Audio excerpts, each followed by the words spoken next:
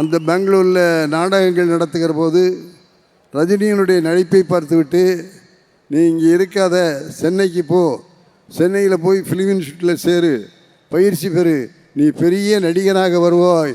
முதல்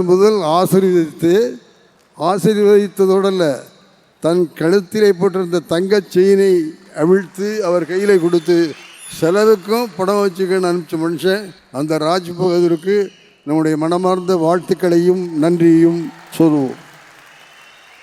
ரஜினி சார் பக்கத்திலே உட்கார்ந்துருக்கிற சத்யநாராயணா சார் அவருடைய கூட பிறந்த சகோதரர். ரஜினி என்னை பற்றி சொல்லுகிற போதெல்லாம் என்ன சொல்லுவார் என்றால், பெங்களூரில் என் கூட பிறந்த சகோதரர் சத்யநாராயணா இருக்கார், சென்னையில் என் கூட பிறக்காத சகோதரர் எஸ்பி முத்துராமன் இருக்கிறார் என்று சொல்லுவார்.